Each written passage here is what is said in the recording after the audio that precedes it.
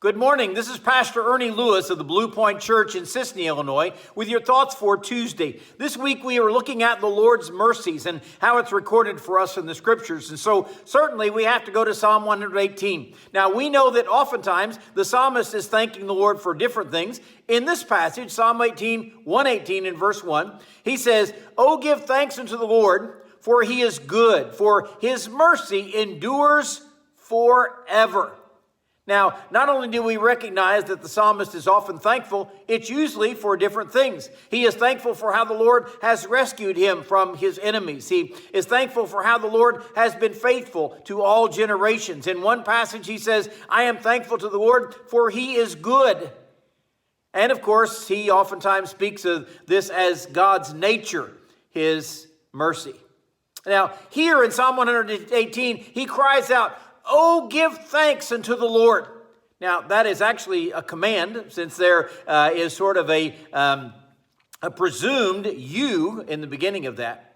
You need to give thanks to the Lord. You need to recognize how wonderful and great he is.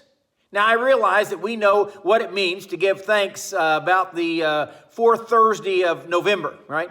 And we are so thankful because there is this huge, big brown turkey sitting in the middle of our table. Or perhaps we are thankful because our family has all gathered together to celebrate this holiday together. But what about the other 11 months of the year? Or what about the other 364 days of the year whenever we really need to show our thankfulness? We sing that song, "Count Your Many Blessings," but we seldom do. And we really couldn't because they're innumerable when we recognize all that God has given us.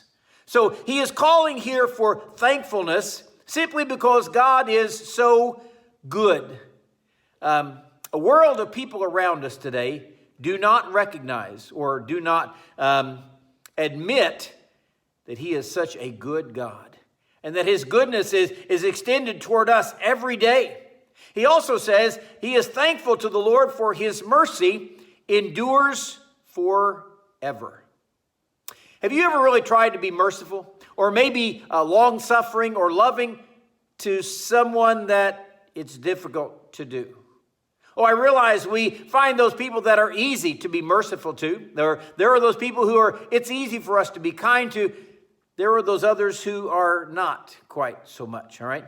And we might try to be merciful for an hour, maybe even a day we have set aside. We are going to be, what about for a week or a month? Sometimes that's difficult. Even though the Bible calls for us to be long-suffering, that just seems like too long sometimes. And yet the Bible says his mercy endures forever. That is the kind of mercy that a loving and gracious God gives to us. He goes on to say in verse 2, "Let Israel say, his mercy endures forever." Certainly Israel ought to be able to say that. As God's chosen people, they have oftentimes rebelled against him and they had to claim God's mercy over and over. He also says, "And let the house of Aaron say, his mercy endures forever." This is that Aaron, by the way, who was the high priest traveling through the wilderness, who stopped and built a golden calf and said, "Let's make this our God." Wow. He needed for God to be merciful forever. Oh, by the way, he also goes down and says in verse 4, "Let them that fear the Lord say, his mercy endures forever."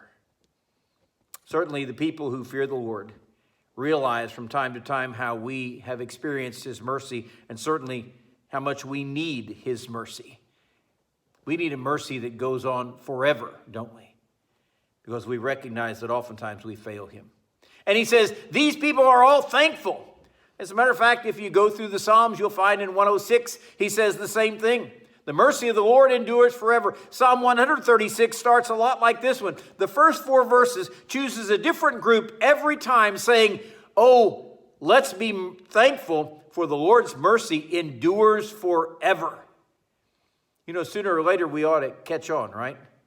Sooner or later we should recognize every day of our lives we need to be thankful because God's mercy endures forever.